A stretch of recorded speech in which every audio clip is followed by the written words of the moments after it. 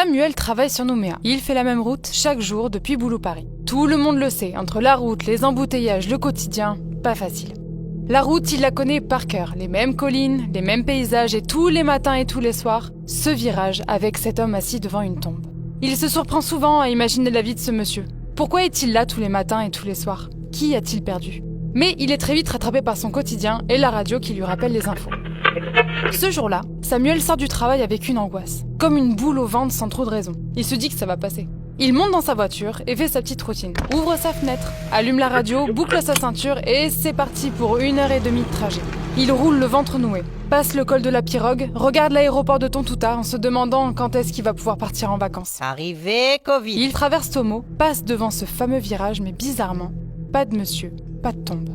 Soudain, un voyant rouge de sa voiture s'allume. Une fumée commence à s'échapper du moteur. Il met vite les warnings et s'arrête sur le bas-côté.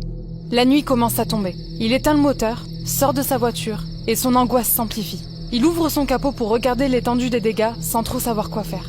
Il réfléchit, se demande pourquoi ce soir, pourquoi en pleine brousse. Bref.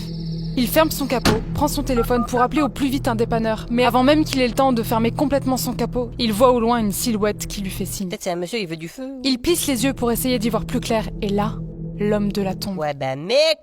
Il n'est pas rassuré, mais il se dit qu'un petit coup de main ne serait pas de trop. Non, ça c'est vouloir couillonner ça. L'homme disparaît dans les brousses. Samuel n'est pas rassuré et prend vite son téléphone, cherche un dépanneur sur internet, trouve le numéro et appelle.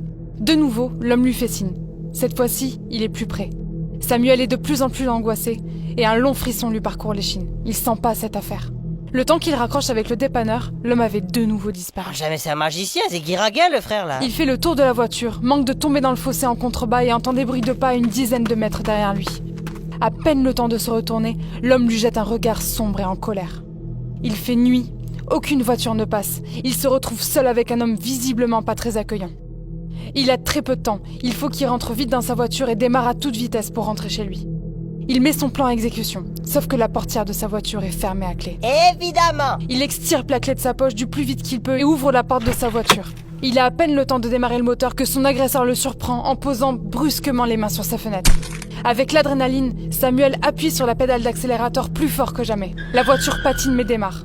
Toujours avec ce voyant rouge et imprime un nuage de fumée énorme dû à son accélération.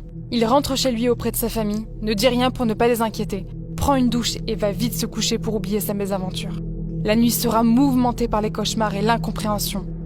Le lendemain matin, il prend la voiture de sa femme, passe par le virage, aperçoit la tombe, mais personne devant cette fois-ci. Conclusion, faites du covoiturage pour jamais être tout seul.